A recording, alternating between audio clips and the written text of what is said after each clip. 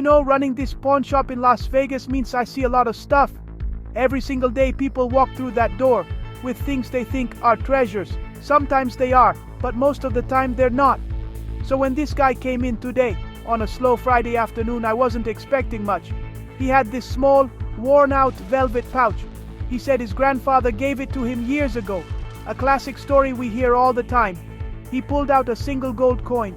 At first glance, it looked like any other old $20 gold piece. We get these in fairly often, usually Liberty Heads or St. Gaudens. They're worth good money, mostly for the gold content, but they don't usually break the bank. I took the coin from him, its weight feeling familiar in my palm. It had that nice solid heft of real gold. The design was a Liberty Head, which we see a lot. The details were a bit soft from wear, and it had a few scratches here and there. It had clearly been in circulation, passed from hand to hand a long time ago. The guy, a nervous fella probably in his late 30s, said he was hoping to get enough to fix his car.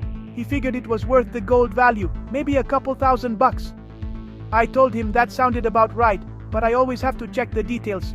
You never know what you're gonna get in this business. I put on my glasses and held the coin under the bright counter light. My son Corey was standing nearby, looking bored as usual.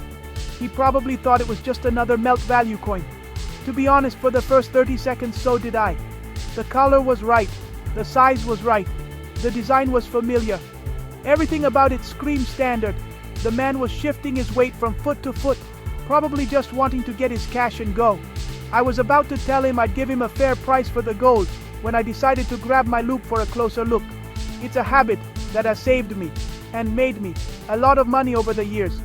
I squinted through the magnifying glass, tracing the familiar lines of Lady Liberty's profile. I've looked at thousands of these coins. They become almost second nature. You can spot a fake in a heartbeat, and you get a feel for the common dates and mint marks. This one felt different though. There was something about the way the light hit the surface, a subtle detail that caught my eye. It's hard to explain, but after doing this for so many years, you develop a sixth sense for things that are out of the ordinary.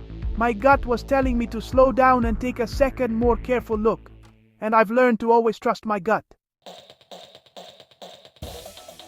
As I turned the coin over to check the reverse side, my eyes went straight to the date, 1870. That's a good early date, but not unheard of. Then I looked just below the eagle for the mint mark. Most coins from this era have an S for San Francisco or no mint mark for Philadelphia. I had to adjust my loupe and lean in closer. My heart started beating a little faster. There, clear as day, was a tiny distinct CC, Carson City. Now that got my attention. The Carson City Mint only operated for a short period, and its coins are highly sought after by collectors. Finding any CC gold coin is a good day at the office, but it was the combination that made me pause. 1870-CC. I felt a jolt go through me. My mind started racing, trying to recall the history of this specific coin.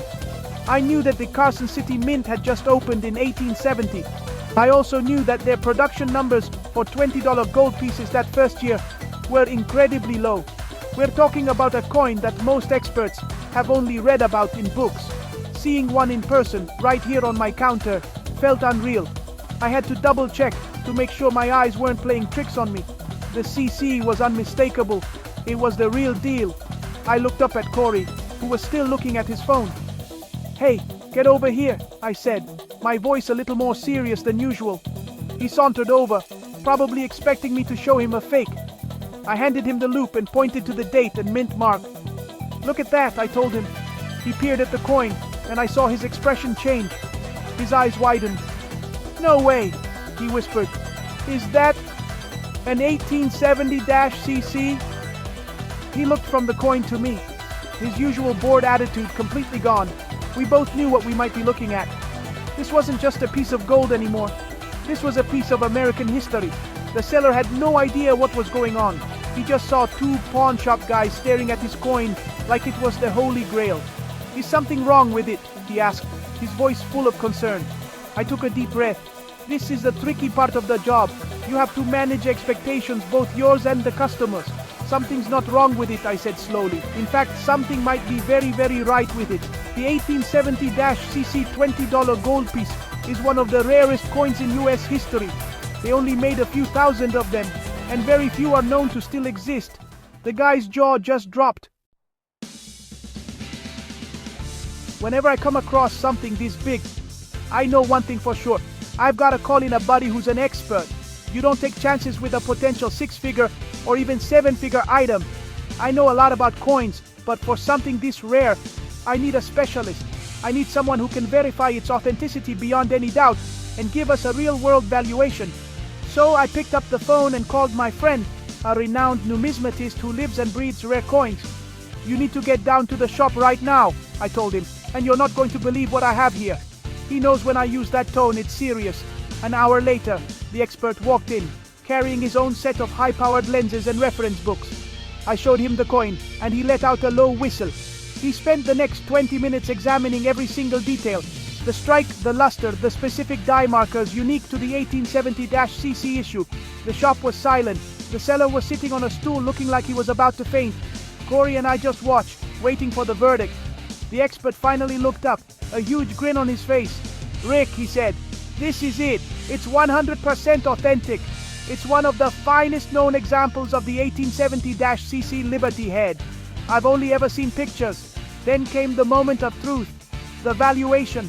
The expert took off his glasses and looked at the seller, then at me. "Coins from the Carson City Mint are always popular," he began, "but the 1870-CC is the granddaddy of them all. Given its condition and its extreme rarity, with only a handful confirmed to exist in this grade, you're looking at a coin that would easily bring between $1.5 and $2 million at a major auction." The words hung in the air. $2 million. I felt my own stomach do a flip. I've handled expensive items before, but this was on another level entirely. The seller's face went completely pale. He grabbed the counter to steady himself. $2 million? He stammered, his voice barely a whisper. "For my grandpa's old coin?" The expert nodded. "Your grandfather had one of the most important coins in American numismatics, and he probably never even knew it." Corey just stood there, shaking his head in disbelief. This was the kind of discovery you dream about in this business. It's the story that keeps us going, the thing that makes you want to open the doors every morning because you never ever know what's going to come through them. This coin just went from a car repair to a life-changing fortune. The reality of the situation began to sink in. The seller, who had walked in hoping for a few $1,000s, was now the owner of a multi-million-dollar artifact. He just kept staring at the coin, then at the expert, then at me. I don't know what to say," he managed. I couldn't blame him. This was a lottery ticket moment. I looked at the coin, now sitting safely in a protective case on the counter. It was beautiful, a true piece of the Old West. But as the owner of a pawn shop, my mind immediately goes to the business side of things. How do you even begin to make a deal on something like this? I turned to the guy. "Look," I said, trying to be as straightforward as possible. "This is obviously way beyond a simple pawn transaction. I can't just give you cash for this over the counter.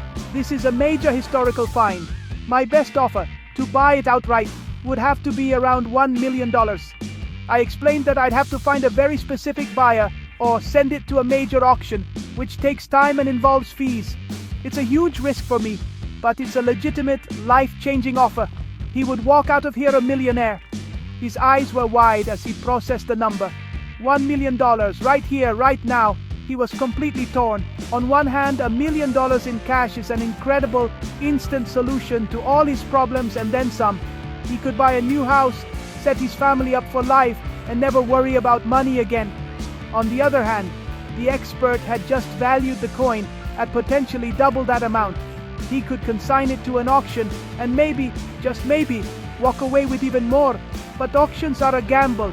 There are no guarantees. The coin could sell for less than expected. It was a classic pawn shop dilemma, magnified 1,000 times over. The quick, guaranteed cash versus the potentially larger but riskier payout. This is the part of the job that's both fascinating and tough. You're dealing with people's lives and their futures. This little piece of gold and copper alloy represented a crossroads for this man.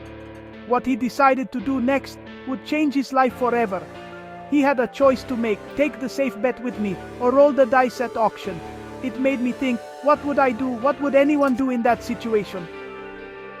So, I leave you with this question. If you were standing in his shoes, holding that $2 million piece of history in your hand, would you sell it for a guaranteed million today? Or would you take the chance